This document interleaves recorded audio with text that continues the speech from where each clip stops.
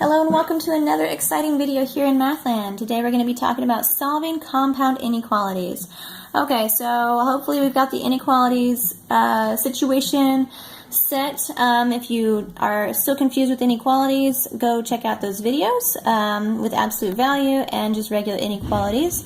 Now we're moving on to the solving compound inequalities, which means that we have an absolute value situation in between two inequalities with answers on each side. So we need to figure out how to tackle this, because we've seen situations like this where we've just used this kind of scenario and moved the -7 over and made a continuous equation.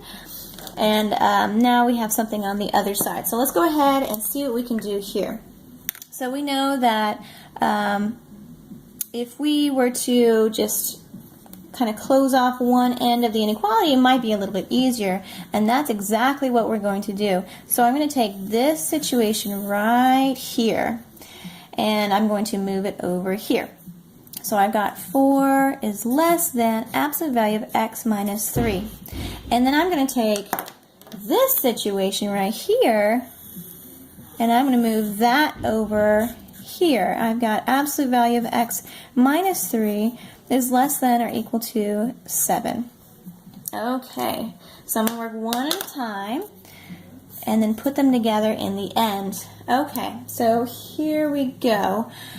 Let's go ahead and drop the absolute value signs, and I'm going to need to shift things about here.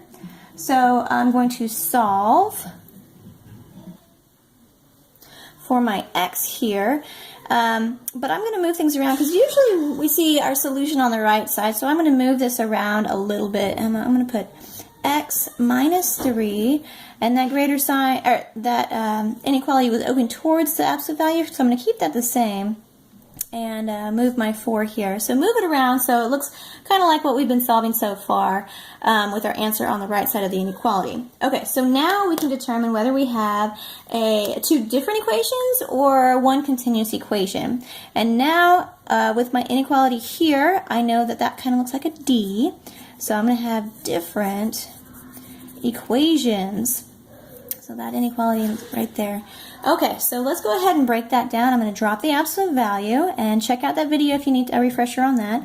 So I've got -4. I'm going to keep the sign facing the same direction, x minus 3. So there's 1. And then here's 2x minus 3 is greater than 4. Okay, so let's solve for this. I'm going to add 3 here, add 3 here, so -1 is greater than x, or I'm going to add 3 here, add 3 here, so x is greater than 7. Okay, so I'm going to hold on to those and come back here and solve this one right here. Now this one's set up as a typical inequality with our variable on the left and our solution on the right. So I'm going to drop those parentheses. And, and I also need to figure out if it's a continuous equation or two different equations. So I'm looking at the inequality here, and it looks like a C. So I'm going to think I need continuous equations here. So drop the absolute value. X minus 3 is less than or equal to 7. And then bring the negative version over here. Same inequality there, -7 there.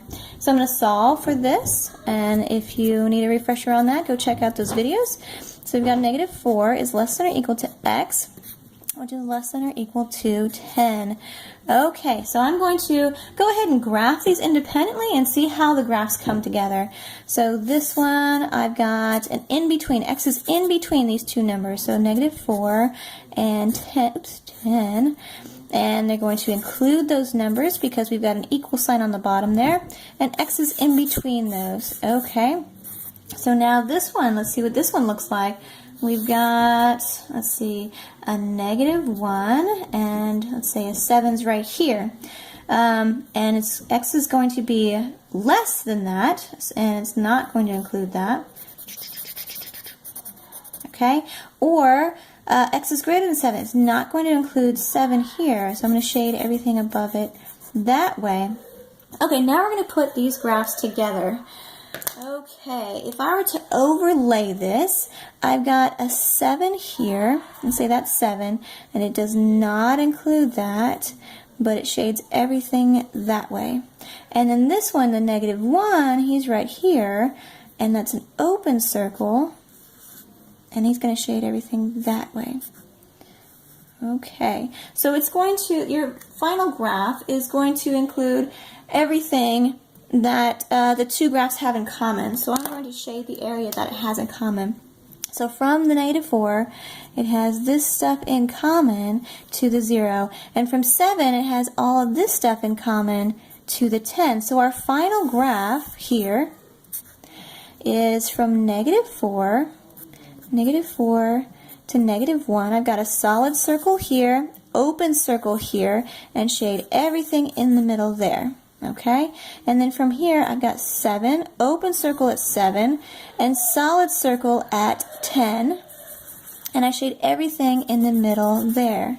Okay, and so that's our solution. It works for both of them and not one or two independently. So we break the two equations down, shift this one around so it looks like a typical inequality with our variable on the left and our answer on the right, and then we can see if there are different equations or are they continuous equations. And that's it. This is our final graph. Let me box that in. Oh, and I also want to denote my final answer in the correct answer format. So that's my final answer for my graph. Now let's go ahead and write that. So from -4, I'm going to put it over here, -4, it includes that. X is in between -4 and -1, like that. It includes the -4, but it does not include the -1. Let's see,